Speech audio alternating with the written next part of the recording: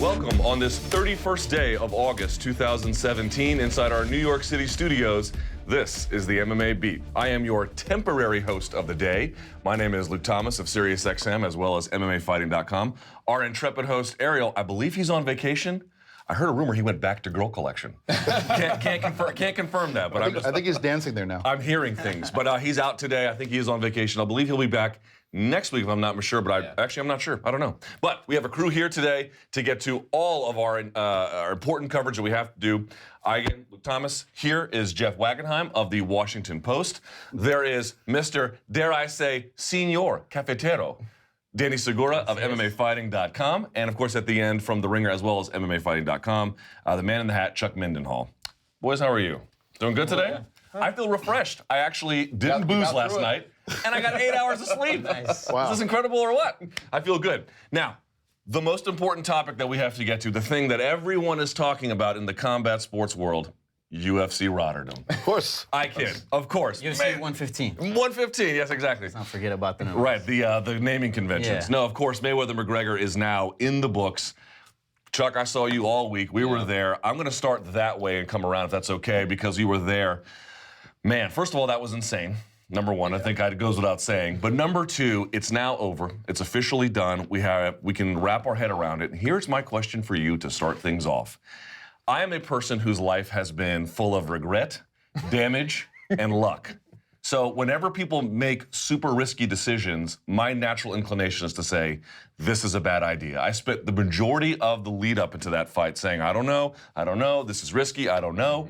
And I'm not saying it wasn't risky, but I think in the end, it worked. Yeah. Did it work? I think so too. My thought coming out of it, or even going into it, was just, can we get a competitive fight? I felt like that was the great equalizer.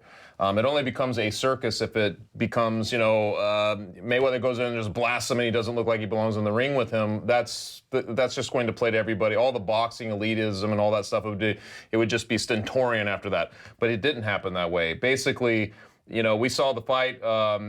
People now have different narratives coming out of it. It's always great to have these conversations, these battles as to what they saw. That becomes the new fun of it. But ultimately, no matter what you say, Conor McGregor came out.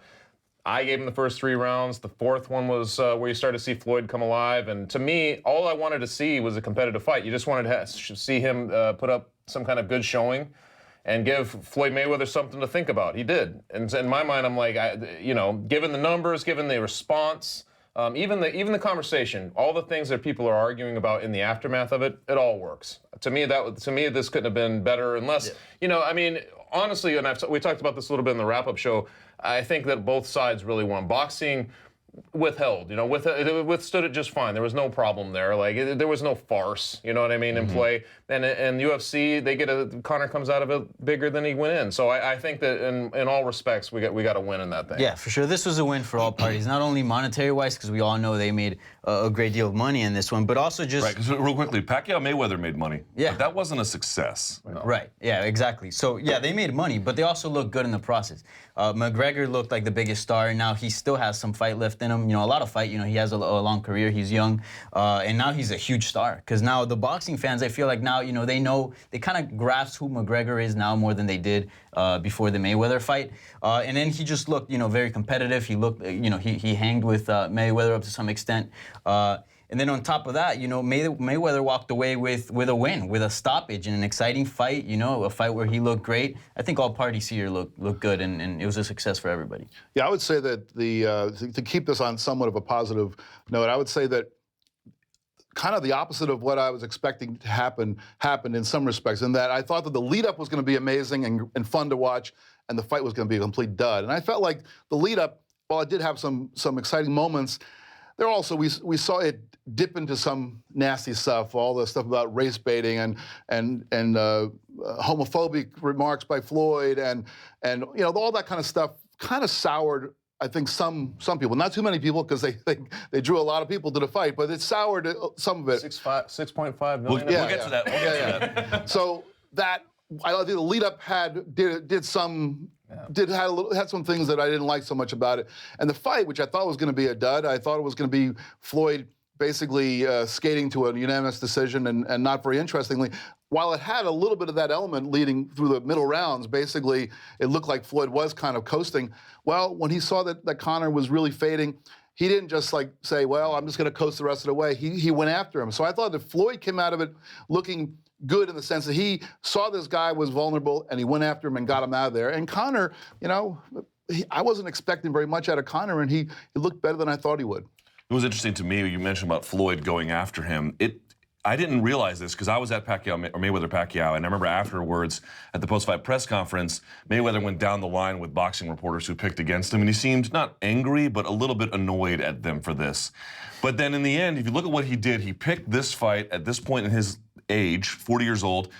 I'm glad Floyd is retiring because he clearly is not the same version of himself. That's not a knock on McGregor because McGregor performed ably. It's just saying relative to what Floyd used to be, this is not the same version. Of course, he's 40. How could it be?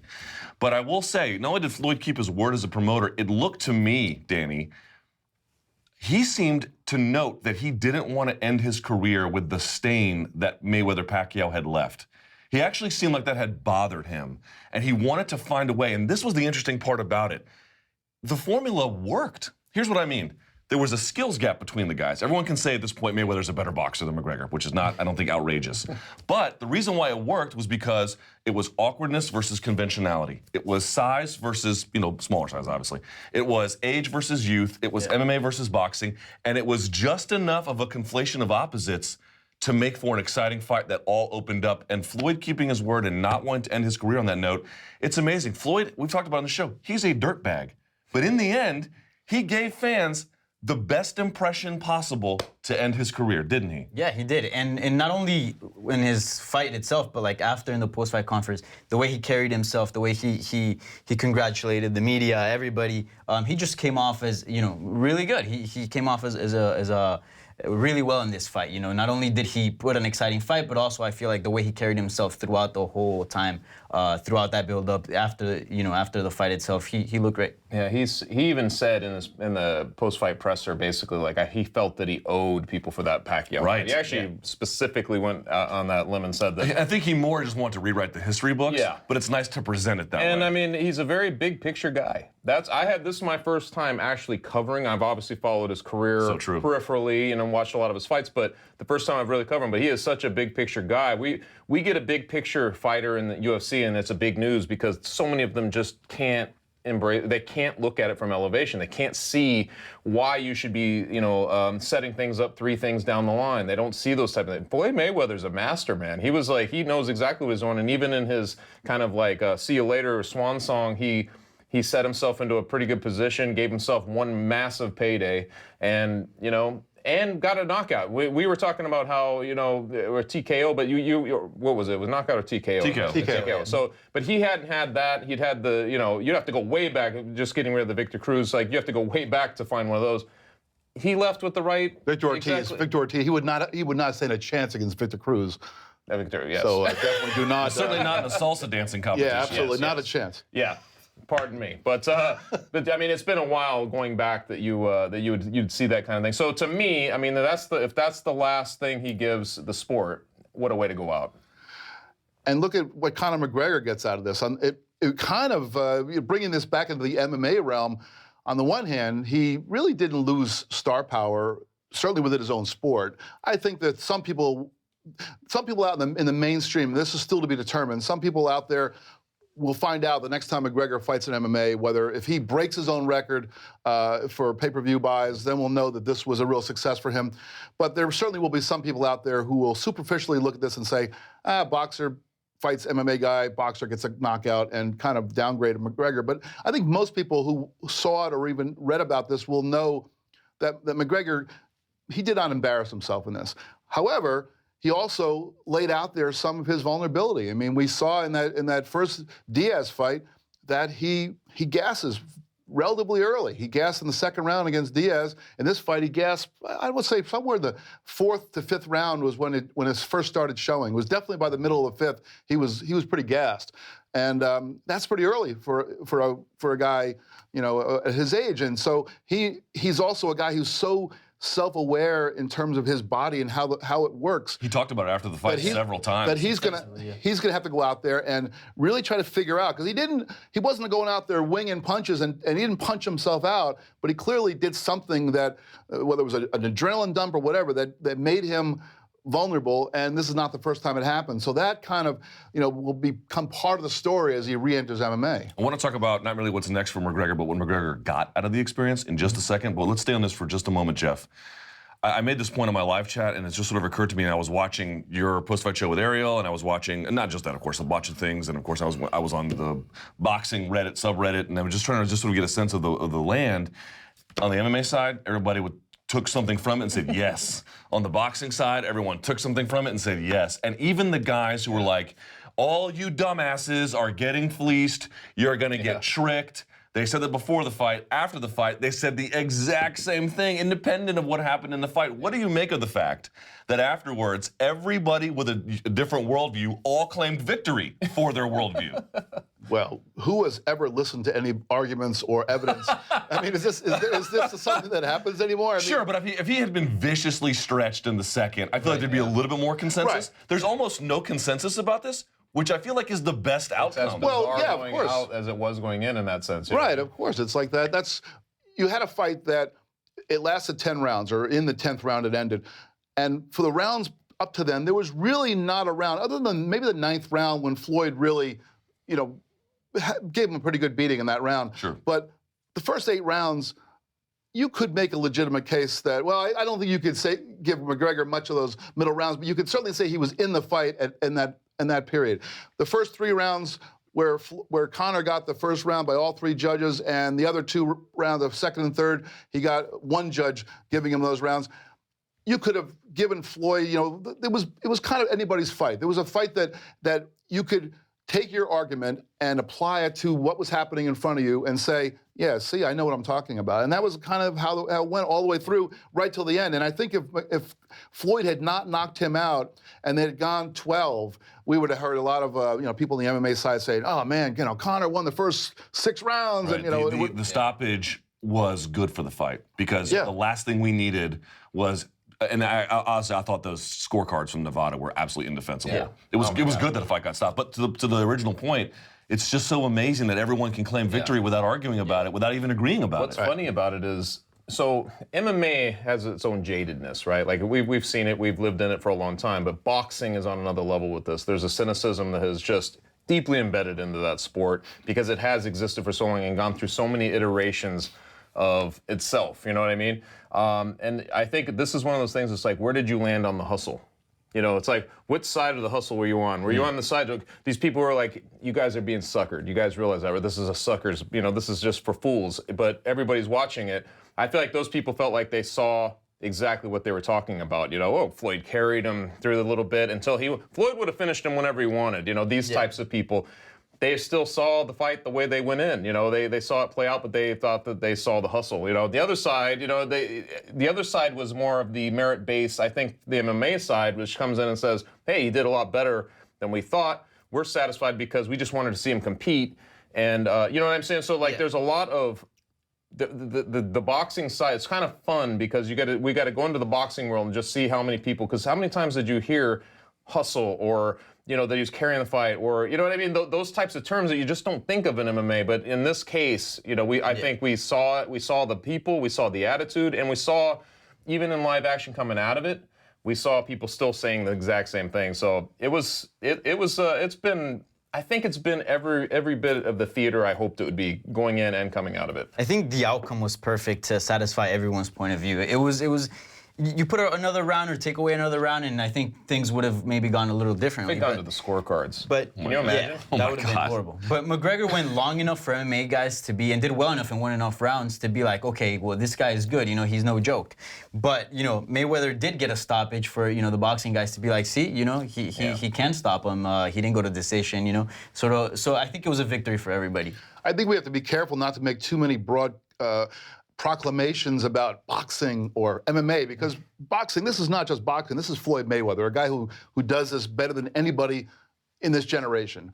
And this is not just any old MMA guy. This is Conor McGregor, a guy who really does things in a whole different way from everybody else. But having said that, I think some of the thinking, and I heard this going in, that there was some thinking that, well, this MMA guy was going to come in and kind of change the way we think about boxing. And I think it actually, in my mind, it came out to be the opposite. I think that the way Floyd defended himself against everything that McGregor threw at him and came out unscathed, basically, I think that shows MMA fighters that you got to play a little better defense. Because look at McGregor goes out there in his MMA fights and just smokes people. And how come? I mean, I know everybody's not going to be Floyd Mayweather and exhibit that level of defense, but if you can exhibit some better degree of that defense, then Conor isn't going out there and smoking you. Because look, he landed 111 punches against Floyd, and how many of those landed flush? Not too many. You know what's amazing is it's hilarious that people love this fight. I love the fight. Just go down the line very quickly. Did you enjoy it? Yeah. Oh my God, Wagenheim! How can you say no? I did. It was fun. Did you enjoy it? I did, and I was watching with several people that don't watch boxing. And had a good MMA, time, they were right? into it. Yeah. And did you enjoy I it? enjoyed it, but I was confused at the event. Were you in the building, right? No, I was in the media tent. Okay, so in the building, it was very strange because you think that they're going to drop the lights, there's going to be all this buzz. It kind of died in there. It was a very weird thing. I know that there was the whole... In the broadcast, you couldn't hear either guy's walkout music very well, which is like central to his walkouts on UFC. 100%. And it was all of that, and so they didn't drop the lights. There was no music at all in that 15-minute delay or whatever. So it was just chatter, and it was like the excitement level was so strange in there. It was anticipation, but not like. But by the time hysteria. by the time Floyd was banging him on the 10th, I feel like everyone was. out of For seat. sure. Yeah. Once the fight was going, then it became very enjoyable. I mean, only in the moment when it arrived, it seemed to kind of come in a little bit below where I thought it would. But as the fight was happening, completely enjoyed it. I loved seeing Floyd come to life too, because that's what you were waiting on. When's it going to come to life? This is the crazy part about this for me was that this fight was entertaining and fun. I don't know. We're going to talk about how it's remembered in just a second, but you got. Neither version of either fighter was their best version. McGregor is not a boxer. He was trying to be one for this contest and performed ably given the circumstances. And Floyd is long past his prime, and yet you leave with an endearing feeling of both because that them being hamstrung either by age or by occupation almost made them more endearing figures, especially because they both sort of put it out there in the end. So this is the question for you guys. How will this fight be remembered? When we talk about this in 10 years, what are we going to say? Because when we talk about Mayweather-Pacquiao, the defining narrative, whether it is fair or not, is that this was an incredible financial windfall. It was a fight that we thought had to happen, and in the end, ended up being the fight that we'd never needed. Well, I think it will be remembered as an event that exceeded expectations, but I don't think it's going to be remembered as a great cultural event of our time. It depends. I think. Go ahead. I think it will, and I also feel like this sort of reminded, at least personally speaking, that this is prize fighting. A lot of times we just take away, they were cool at the end, and fighting this honorable. I took it. Some have said that it was about money. Yeah, I mean the money belt. This fight really sort of encapsulated what fighting is about, and it's prize fighting. McGregor took it, knowing the risk, knowing that he was I do truly believe he thought he was going to win, but he knew it was a rough, tough fight. But I think this fight really encapsulates what fighting is. I came away with a very fond feeling of it. You know what I mean? I felt like it was a fun atmosphere. I think a lot of people. Thought the opposite. There was a lot of people I heard that didn't even want to see it, that were just like, I can't wait till August 27th and all this kind of stuff. To me, I came out of it, I was like, I felt very fondly looking back at the fight and the fight week and everything. I still feel that way right now, but it sort of depends on where historically we'll view this, because if Conor McGregor, let's just say he comes back to the UFC and he starts losing, I feel like that will take something away from this fight. It won't take away from the moment as it was happening, but it'll take away from our thought of it in the long He will haul. have made some sort of strategic detour that ended up undoing him? Exactly. Right. And that's the kind of stuff you have to wait and see. But let's say he goes back and he continues like a historical run through the UFC. I think you would look back at this and just be like, wow, I can't believe those two guys came together at that point in time. You know what I mean? So I think it's just, we'll have to kind of see what happens. I mean, and it is all up to him too, because Floyd presumably is all finished. So it is going to be up to Conor. Yeah. And, at one point we had on this show, we had Josh Gross on the show talking about his book about Ali and Inoki, and I remember sharing something that he used. You know, he interviewed me for the book, and I remember sharing with him the sense of walking out of a theater where they were showing the fight, and I walked out of that theater, and I remember a sense of shame walking out of there, like I just got completely fleeced by, and I only probably spent, I don't know, $15 to get out of to see this thing in a movie theater, but I was thinking this was such a farce. It was horrible. Didn't come away from this feeling the same way. So, I mean, I realized I'm setting the bar very low. But of course, also that was a mixed rules contest. And this was a boxing contest. I think keeping it confined to historical norms aided its ability to be relatively normal in terms of its interpretation. Sure, the rules make a difference, of course, but it still is a cultural event. I mean, in the preview that I wrote about this thing, I was comparing it more to Evel Knievel against the Snake River Canyon, and that was kind of a hyperbole, I'll admit, but that was sort of the way I was viewing this thing going in. And going out, I think, well, okay, it wasn't the best boxing match I've ever seen. We'll probably see a much better boxing match in a few weeks when Triple G and Canelo fight, and we of a cultural achievement. I mean, I think Chuck is onto something. If McGregor goes on and becomes in terms of who the audience was, but in the end, maybe it should have been in Vegas. This is one of those contests where this could have gone a lot of different ways. And Max Kellerman, who was profoundly wrong about Conor McGregor, but owned up to that fact, I think made a great point. In the end, this fight, the one we saw, was the best version of what this fight basically could have been. Yeah. They all gambled. 100%. They all took a risk. Floyd took a risk too. Yep. And it worked.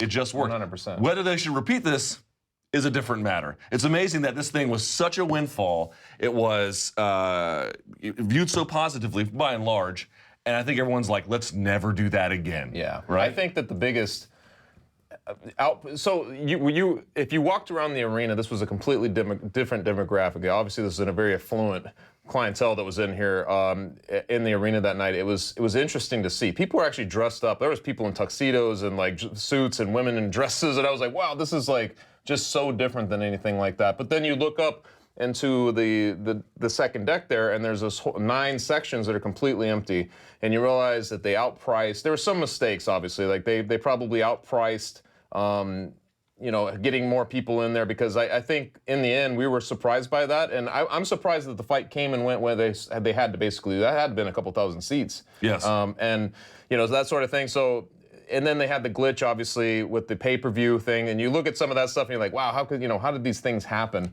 But ultimately, man, I mean, I agree. You couldn't have come out of this better in the long run. We'll see about the numbers in the end. Yep. But like, I just can't imagine how you would have drawn it up better in your own mind, unless you were specifically betting on Conor McGregor and needed him to knock him out in the second round. You know what I mean? Last thing about this is the Triple G Canelo gate, which is sold out at T-Mobile, is at $30 million. For folks who may not remember this, it was a big deal when Mayweather fought Canelo, because that gate was at $20 million. So this is, of course, that was T-Mobile versus MGM Graham. I'm just pointing out, $30 million is sort of looking like nothing, and that's that's historically an amazing gate. Let's talk about this, though. I want to talk about what's next for Conor McGregor. But before we do that, let's talk about what Conor McGregor is going to become after this. Because we're all sort of saying, well, is Nate Diaz next? Is Khabib next? Is the winner of Tony and Kevin Lee next? I don't know. We'll talk about that. But I feel like I don't know how McGregor can go through this experience and not be a different person. I think Floyd Mayweather had accused Conor of borrowing his blueprint, and I think that was a little unfair, but partly true. But I don't blame Conor if that is true, because that's a great blueprint to take. Promoter, fighter, you're getting promoter checks, you're getting fighter checks, And even though Conor didn't beat Floyd, Conor's the king of combat sports now, right? Who else is making $100 million paydays? Nobody. He's the guy now. He has McGregor Sports Entertainment. I don't know if he's going to get a share of the UFC, Danny, but how do you think this experience changed him as somebody who understands now, when you fight Floyd Mayweather and you do business with Floyd Mayweather, you've done it at the very highest level. And Conor is just as smart, if not smarter, than Floyd. So how can he take this experience and not learn how to move forward with it?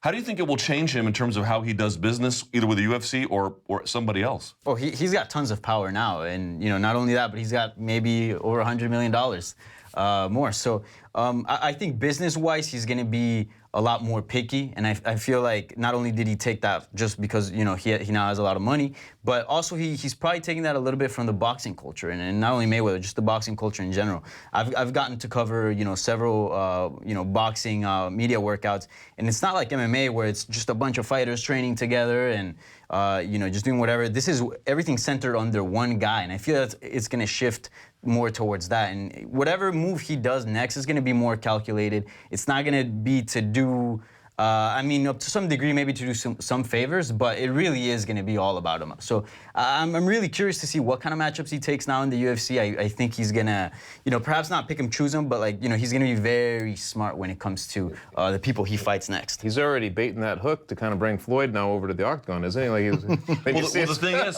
he got a reputation as I'll fight this guy, I'll fight that guy. Exactly. And I think he still has that instinct. Yeah. But I wonder if now understanding how Floyd does business, if it's not smarter to pick around. Yeah. And okay, so going into his little moonlighting event here in boxing and his digression, we made sense. But coming back to the UFC, it's hard to imagine what makes sense for him because there is the Nate Diaz fight, and that's a big money fight, but the meritocracy now is so far in the rearview mirror that you're just you don't even consider that. Oh, you're thinking of Floyd. I mean, you're thinking of a Conor now on a level of himself, which is just. That's the trick he turned by just doing this fight. Suddenly it's no longer about hey, he needs to fight the winner of Kevin Lee and, Ferguson. It's which fight will he take? And I think that's the perceptive difference of him so far. How long that goes, because the sport has gone, he's changed the sport. He's changed the perception of how we want to view the UFC. We were clinging to a lot of stuff that he never bought into. He never bought into the meritocracy unless he was the one coming up the chain. You know what I'm saying? He's kind of struck a match and threw it over his shoulder over everything he's done through the UFC. So it's going to be very interesting to see if the UFC does make him a partner in some way, because how else? I don't really truly understand how there's no escalation to his career anymore. This was about as big as. I disagree. Well, I mean, escalation in terms of. Maybe you're right. You could be right, but I mean, escalation. Who is he going to fight more high profile than True. Floyd Mayweather? That's what I meant. That I don't know. That's what I meant. The way in which he can fundamentally shift the mixed martial arts business, I think there's plenty of. Oh yeah, for sure. And I think that's the gray area we're going to be dealing in. I feel like that's now it's all going to be what kind of seismic shift he can bring to the UFC. And that to me, I feel like I can't really wrap my mind around, because even with the Diaz fight, which would be big. But it's not going to be Mayweather. It's going to be a different thing. But does it bring, because I think he really achieved a bigger stardom through this whole thing. Suddenly, is he the attraction? Are people who are boxing fans or people who are just casual fans now going to tune in who would have never done that before? I think that last part of it might be something that will work against the Diaz fight, because up until now, the Diaz fight was the big money fight out there for Conor McGregor. Well, we will find out once the pay-per-view numbers come in for this thing. If this number is so astronomical, and I know we've been teased with this 6.5 million pay-per-views that Dana White. Y'all are desperate to talk about this. Right. I swear we'll get to it. Well, I don't want to talk about it because I don't know whether it's real or not. But if some huge number comes in and McGregor realizes that it doesn't matter who I'm in with, I'm going to draw huge numbers. Just like you said, Chuck. He does strike a match and throw it over his shoulder. He doesn't want to return to something. The lasting impression of Nate Diaz and Conor McGregor is not him being choked out in the first fight. It's the second fight where he came back and beat him. So why does he need to do that again? He doesn't need to go back and fight Jose Aldo again. He smoked him in 13 seconds. He's always looking for the next big thing. And if he can make money against anybody, he's going to look for the next challenge, whatever that might be, and he's going to figure out what that is. But the challenge for me is, there is no meritocracy anymore if the UFC's new ownership is all about creating money fights. And more power to Conor McGregor for seeking the money fight. That's what he should be doing. It's not his job to matchmake the most merited fight. He just wants to make all the money. But the truth is, Conor McGregor's been a UFC champion for 2 years, and he's not once defended a title. And so why? And that's not a strike against him. That's a strike against the UFC. Conor McGregor should be seeking the biggest money fights he can get, but it's the UFC's job, the job of Dana White and the matchmakers, to say, hey, we've got a lightweight title here. You need to defend that. When they already took away the featherweight, now he got a lightweight title. You need to defend that, or else, why even bother having the belts? Maybe they should create a money belt like they did for this fight, and then just have him defend that. That's hilarious. That thing was so garish. Oh my God. What's interesting to me is that I got an email from a reader, and they were saying, you know, is Conor McGregor the Kurt Flood of MMA? And I don't think that's an appropriate analogy, because the changes that were made in baseball happened at scale for even the lowliest guy, right? Over time, anyway. I don't think this will affect the guy who's coming in making 8-8 or 10-10, or the guys who are fighting on Dana White's Tuesday Night Contender Series. It has nothing to do with them. However, what's interesting about Conor is Conor has been the best business partner that the UFC could ever hope for, because he keeps making them offers they can't refuse. And then he holds up his end of the bargain. So what I think is going to happen, Chuck, is that at the very high end, again, depending on what happens here, he's going to say, I want, I don't know, an ownership stake, or I want to co-promote, or something.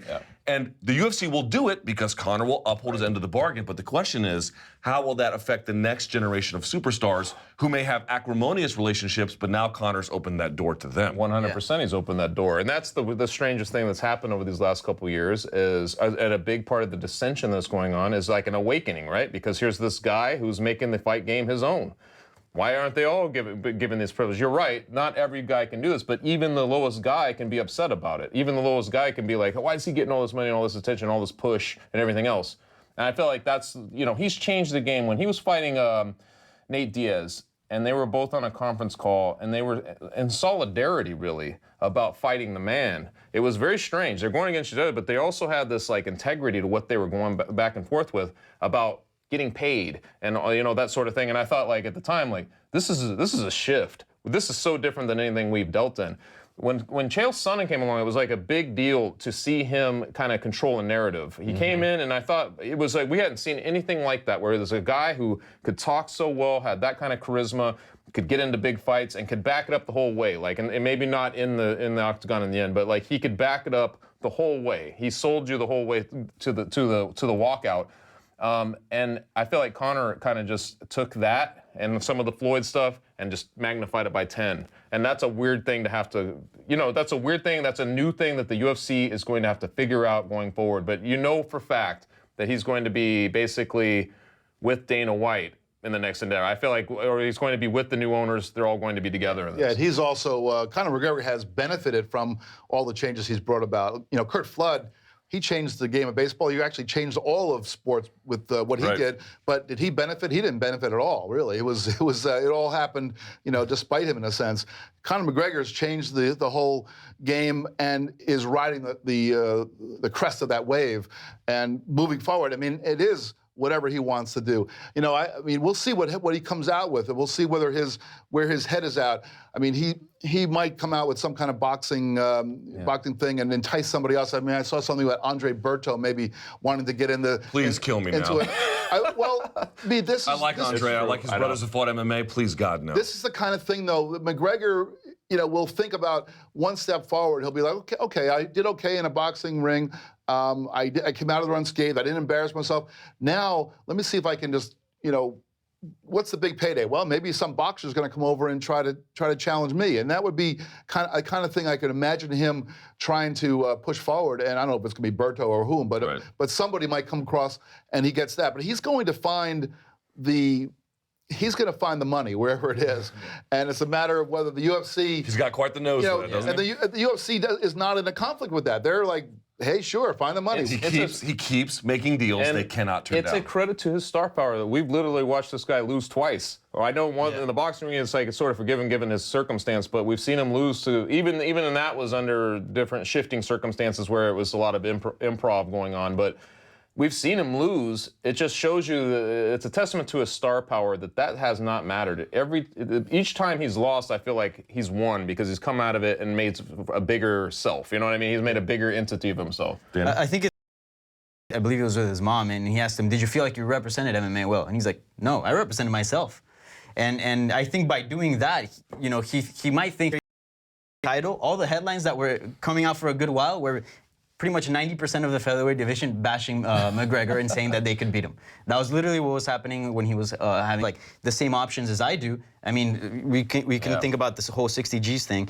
I can do that too. You can see Stipe Miocic immediately tweeting out, "Oh, congrats, Conor McGregor. All right, Anthony Joshua, what's up?" I know. So I think this just opened the floodgates and the imagination of fighters. Like, wow, I can really go that far. I have a bit of a and different. that sort of expanded the boundaries for Fair point. fighters. I have a bit of a different take on this one. Inside the UFC contracts, this is the one where it came up with Ronda Rousey when before 207 she didn't want to talk, and everyone was like, "What is this all about?" Because it was in the contracts that you have to do a reasonable job. I think the word is reasonable effort or something along those lines to promote your fight. They make it a contractual obligation, and the way they even word it in the contract is almost like meet a minimum, please. Meet a bare minimum.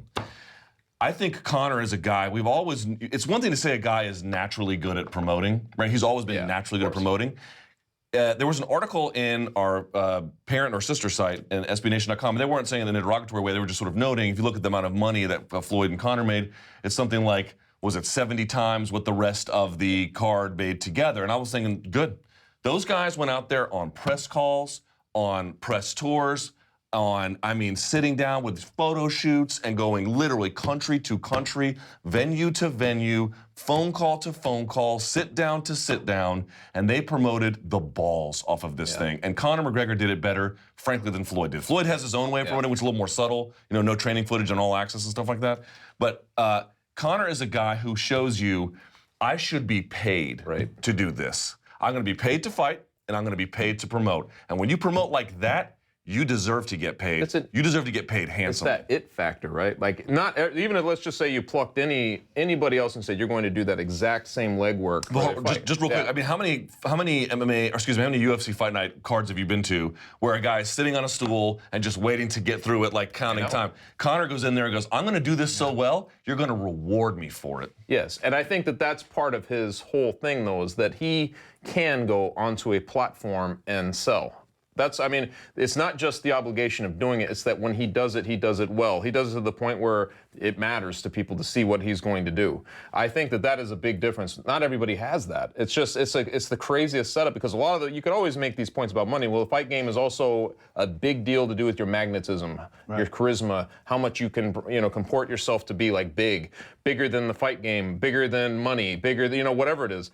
And he does that. He's done that from the word go. And Rory McDonald, the perfect example is that Rory McDonald and Robbie Lawler in the shadows of him and Jose Aldo, and they were virtually ghosts during that tour. Remember this? They would just sit there and not say a word. It was both those guys being sort of reticent almost psychotically chummy. Yes, it was so they were completely out of it, which was fine by them. They ended up putting on like the fight of the year, which was also very cool. But it came down to Conor, not just his upholding of obligations and his willingness to do that, obviously, but it's just how well he does it. Skilled. Yeah. And it's funny how it shows in like social media. If you look at Conor's Instagram, he's constantly uploading stuff and trying to stay, relevant and trying to put stuff out there. If you go to Rory McDonald's or Robbie Lawler's Instagram page, probably the last thing they posted was for McGregor, it's completely a natural thing. This is not something. Yeah, but that's effort too, man. It is effort, but he has an ability that is just part of him. I mean, when I listen to him talk about a fight that's coming up, he persuades me more than anything else that he is going to do what he says he's going to do. I may doubt him, and I have doubted him in the past, but every time I've listened to him, and anytime I've talked to him or listened to him being interviewed by somebody else, he has a way of persuading you, not by hyperbole, but by sounding like he is so sure of himself, and you know that it's real. And that's the thing, he's one of the best fighters in the UFC. Is he the best fighter in the UFC? I don't know, but he's certainly one of them. But there are a lot of really, really good fighters who are somewhere around his level in the UFC. But there's nobody who can do what he does outside the cage. And that's really what sets him apart from everybody. I love this fight in the end because Floyd and Conor are two versions of the same kind of guy. Floyd bought out his Top Rank contract because not only did he want to get promoter checks, but because Floyd can promote too. And if you can promote the way those guys can promote, you absolutely deserve to get paid for it. You could see in the end of that fight, those two guys, when they were on the podium together, they can see themselves in each other. They're just like, I love this guy. You know what I mean? They were just hugging each other, and they're like, because Floyd Mayweather, he's his promotion, but he did the promoting, But he didn't have to go any extra lengths beyond that because he had a guy who was going to do it all for him. And the amount of eyes that were generated just from Conor McGregor's side. Yeah. But Jose, but credit to Floyd because he got on those planes and he did those calls. Of course, he did those press junkets. Like those guys put in work to sell that, and I was like, I mean, if they end up making 350, 150, well, depending on the pay-per-view buys, good for them. But to see them standing up there like that, you're the only two guys in the world right now who could be standing up there knowing that you just earned each other that paycheck. I mean, there is no other no other combination of guys who could have stood there at that moment, and you could tell that they realized that. It was like a historic moment just watching them in the podium hugging each other and posing for pictures. So let's do this, Danny, because I don't want to spend the entire show about this. Yeah. It's a little late now. What is next? Let's start with you. What is Conor McGregor going to do next? Now, I don't know if he's going to fight in the December card. I know that the UFC wants that with Diaz. Whether that will happen is very much up in the air. But prediction time, sir. What's next for Conor McGregor? I think it's easier to say what's not next for him. One of my biggest takeaways from the fight was at the weigh-ins. Conor McGregor weighed in at, what was it, 153? Yes. And he looked drained. He did. His eyes looked, pretty, pretty, he was there, he was How he used here, to he look was at talking. 145. Yeah, he was looking, his face was a lot skinnier. There was a big difference. And I don't think he can make 145 anymore. I know he still calls himself the featherweight champ, and Max Holloway's there, talking some smack, and, some people have hopes that, he might come back down and do some work there, especially since, he has that history with Max Holloway. But, man, I just don't see it. I just don't see him getting down to 145 pounds. So that's what I can discard that. He's not dropping to featherweight. His future is either going to be at 155 or maybe welterweight, but possibly 155. The other thing I can, discard right away is, Dana White saying he's going to come back December. Well, you got an interim title happening soon, so for the lightweight, if he was going to come back that soon, they probably wouldn't make that title. Although you can make the argument that they made that title fight because they needed a main event for UFC 216. But still, he just got the biggest payday. I think it was today he just made his first post thanking the fans and all that for the fight. So I really do think he's going to take some time off, enjoy life a little bit, come back 2018. So that's what I do know for sure. Against who at 155, or even if he ventures down boxing, that's the real question. So, but I think his future remains at 155, whether it's with Diaz or possibly defending his belt. I think the easiest one, or not the easiest in terms of a matchup, but the easiest route for money and all that would be the Diaz fight. I still feel like that's the fight. Like Diaz is obviously holding out at 155 for a title, and that's the question. It seems like that's the direction, but this is obviously very early in all of this. But it seems like the direction. It would make sense that he should fight at 155 and defend his title, but it does no longer make sense for Diaz to be challenging for that title. Yeah. If that's the case, he's, like I said, he's scrambled the wits of so much going on with the meritocracy that you're almost like, I guess that's what it is. But obviously, I'd rather, if he's going to fight at 155, I'd rather see him fight the guys who are fighting for that. The winner of that fight should be who he's fighting next. That should just be the way it is. But obviously, we're talking about a whole different situation. I wouldn't be a bit surprised if he appears at 170 in some capacity where he's either fighting a guy for a title or he's fighting for the title. Mm-hmm. I mean, just given that that's one more hurdle and some kind of historic, interplay with what he's already done. So I feel like I wouldn't be a bit surprised at that. If not, I think it'd be Diaz, but in which weight class, who knows? Yeah, I just want to add, I think the UFC kind of messed up in the sense of not putting or trying to put or helping Nate Diaz become a title contender. Because if you make that title fight, have Conor McGregor defend his lightweight belt against Nate Diaz, a lot of it doesn't really make much sense. However, if you would have offered him whatever amount of money, to fight Kevin Lee, whoever, and sort of make a case that he should be next in line for the title, that would have made perfect sense. Yeah, well, we've seen too many title fights that don't make sense already. Yeah. So I'm not going to discount the Nate Diaz fight, but I will also weigh in the same way you guys did, that I just don't think that is a legitimate lightweight title defense. It just isn't. Nate has not fought for, a year and a half almost. It just doesn't make any sense. I think that and Danny sort of touched on this as well. I think the Conor's next dance partner is going to be Conor Jr. I think he's going to be a dad for a little bit. I mean, he was so much pride bringing his little one over into Vegas, and I think that those of us who have had kids know that it changes you in a way where you just want to spend a little bit more time with that little person. And I think that he's making so much money off of this fight. He is in no hurry to go back there. The UFC may want him to go back there, and maybe he uses that as leverage to say, up the ante a little bit more, give me my percentage of the pot. If they do get him back in there, who's he going to fight? I seem to think that he's not going to go back. I don't think he's going back to featherweight, not just because he can't make the weight, but because those guys, who has he not beaten back there? Lightweight, he might, but why not go to the next thing? He's a guy who doesn't want to defend titles. He wants to find new titles. So why not go up and challenge Woodley at welterweight? That would seem to me to be the logical next step, thinking the way that Conor McGregor thinks about fights. I think the 2018 thing is probably right, although the UFC desperately needs him for that December show, which we're going to talk about next.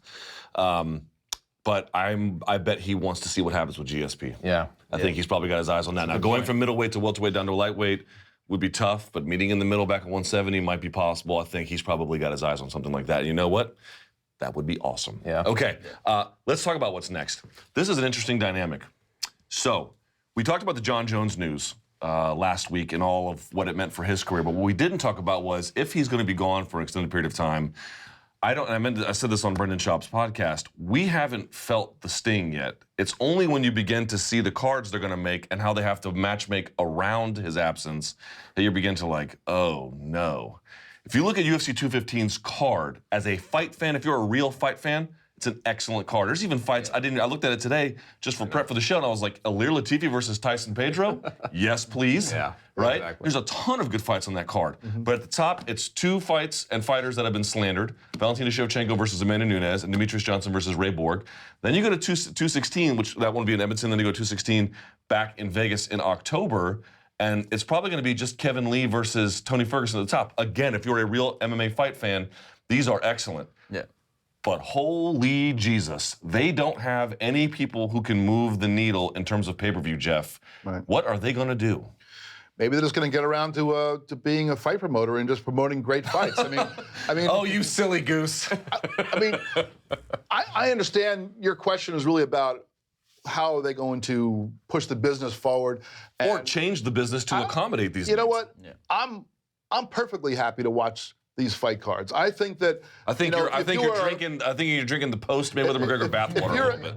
Well, I don't think so. I think the next fight card has 2 title fights with 2 really excellent champions, and then you get this, I don't believe in interim title fights, but you get a couple of guys who are really good headlining that event after. And I'll watch. That's good stuff. And I think that if you could fill that second card in with a little bit more, some decent fights below it, yeah, you don't have the star power. You can't create it out of nowhere. I mean, you don't have Conor McGregor right away.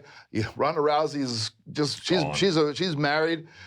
John Jones, whatever. There's your 3 top people, and they're not available. And where do you go after that? Well, GSP's scheduled to fight, but we don't know whether he's really the star that he once was. I mean, we're starting to get down to the point where there's not somebody on the horizon that is a star right now. And so what do you do if you're the UFC? Do you just keep booking as normal? Get great fights.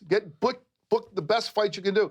This is what they've always tried to do. This is the thing that Dana White tries to tell us every time we talk about WME didn't buy this company for $4.2 billion in order to watch, the Ferguson-Lee fight. I know that is not in part of their master plan, but those 2 guys could put on a great fight. And if you just sort of, maybe you got to tread water a little bit with some great fights and get people excited about your product.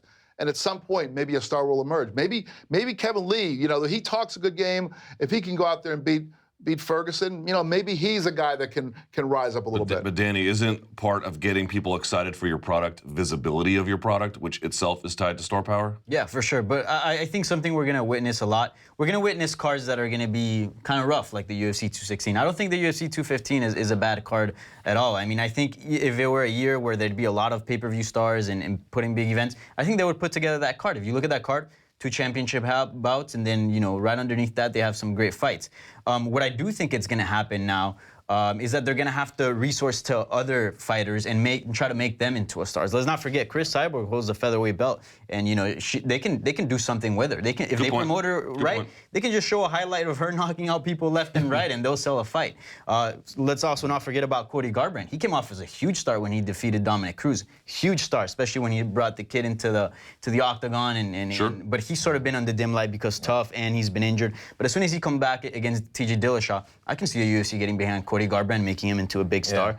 Max Holloway. And he's young. And he's young. Also, Max Holloway, young and talented, and he's not afraid to get on the mic and promote a fight and make things exciting. We used to always talk about there was the tiers, right? Yeah. They established these tiers with Ronda Rousey, Conor McGregor.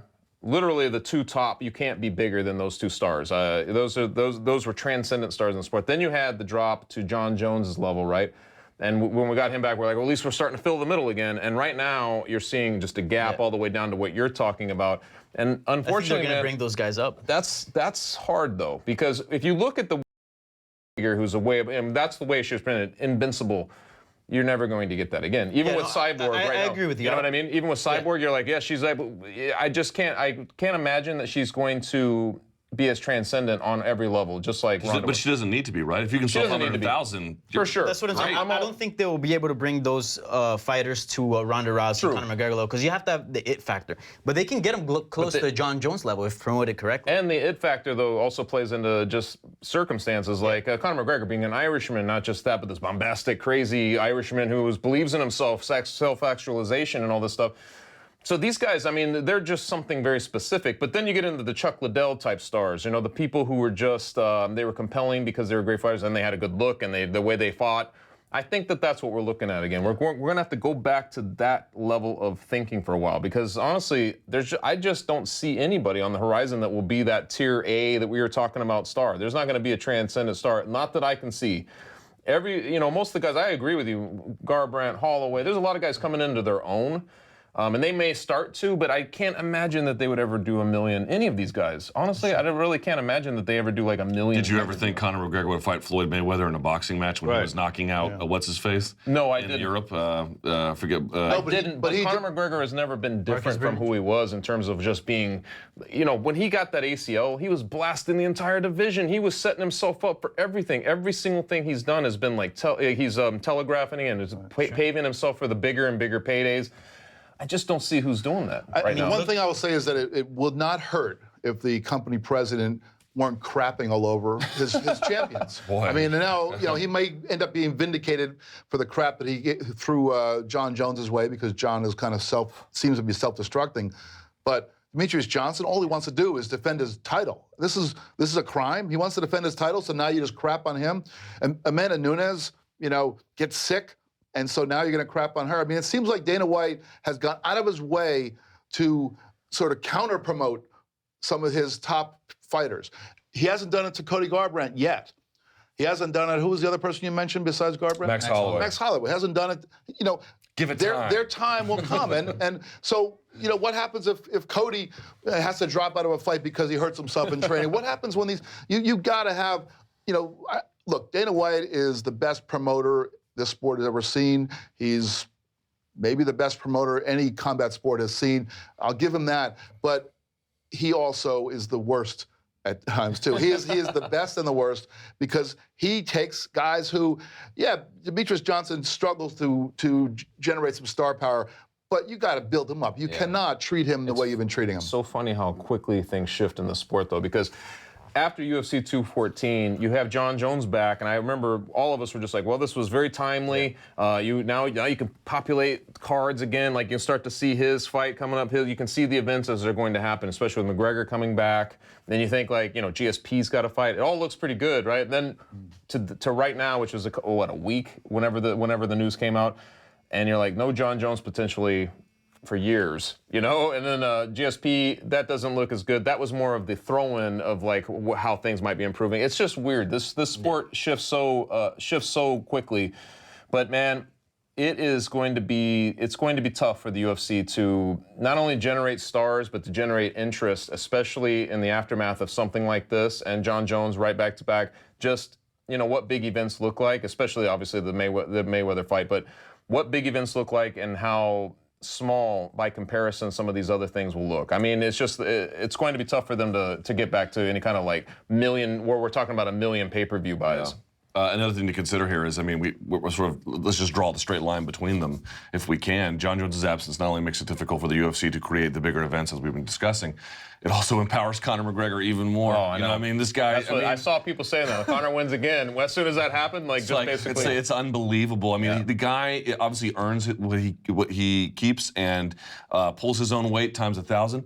But he also is the benefactor, or I should say, the beneficiary rather, of incredible turn of events around him. Right. I mean, my God. And the thing is, again, the good thing is about Conor McGregor is he is loyal to the UFC. He wants it on more equitable terms. So I do think he'll come back, and I do think there are some big fights ahead of us. But as you noted, Danny, and I want to use that to segue if I can, it's going to be about the next generation of fighters. Because the one they have now, look, and when I say next generation, I'm going to include the Garbrandts. I'm going to include, your Max Holloways. Some of the guys, 25, 26, 27 that years and whatnot. But I've been, last night was the Ultimate Fighter. Who watched? Show of hands. I did not even know it was on. Show of hands. No one watched? I watched. I watched on YouTube TV. Shouts to YouTube TV. It's a That's very because you were wonderful. stuck in a hotel room sober. I know. Sober. I was like, sobriety is dumb. That was your mistake. But in any case, I watched it. Roxanne Modafferi I was very impressed by Roxanne Modafferi. Yeah. She looked awesome. And hey, there was Eddie Alvarez, and there was Justin Gaethje. You know what was funny? Do you know how when they do the tryouts and then they have this mat selection, they're going to pick 1 versus 16, 2 versus 15, all that stuff? Dana White wasn't even there. And they hauled out a TV screen, and it was Dana White on a video message. What's up, fighters? It's Dana White here, president of the UFC. I want you to go out there and kick ass. Hallelujah. God. It was even this guy had other things to do than be a part of the Ultimate Fighter. Here's the interesting part about it. That has taken place the day after episode 8 of season 1 of the Contender Series, which I want to claim validation for. I was right about. Yeah. It's an awesome show. And they got 17 fighters from that. Now, are all 17 going to work out, Danny? I don't think all 17 are going to work out. And the Ultimate Fighter plays a part in terms of giving Fox Sports content that they need. 34% of Fox Sports 1's content is UFC content. Think about that for a second. They just need it. But I have to say, is the Contender Series and the way in which they're able to recruit talent that way, I think that's the better way. Yeah, and I think it's an amazing idea because you talk about the levels of stardoms. The Contender Series sort of jumpstarts them to a low level, but a higher level than your regular UFC newcomer.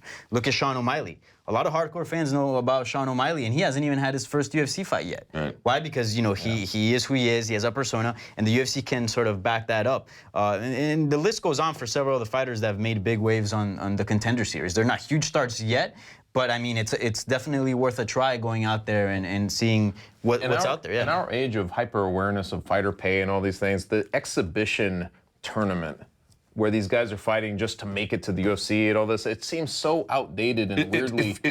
If you win on the Contender Series, you don't necessarily get in. But if you win, nice, you get in right away. Yeah, that's what I'm saying. It has to be easier passage, or it has to be more instant, because it's just the way that the tough is set up, it just doesn't even make sense anymore. I know that there's a belt in play for this next season.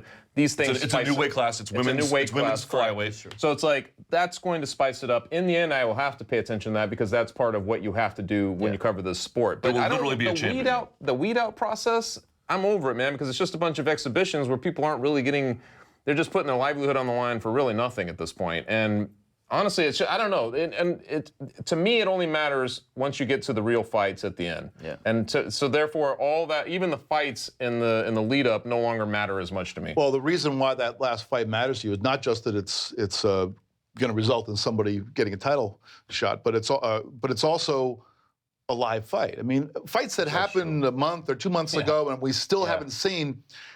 If we haven't seen them, it's just like a tendency, at least in me, to think, well, who cares about it then? If it hasn't, there's something really important about a fight happening live and being able to see it live. I remember being out in Vegas for one of the UFC events, and that same time was when they were first doing Tough, the live season. I remember talking to Dana White and asking him, you guys, you're going to plan on doing this all the time now? And he's like, well, I really would love to do it, but we had like a lot of reasons why Fox wanted the programming in a way that they couldn't deliver it live. They had to do it, they had to do it the way they do it, which is filming it ahead of time.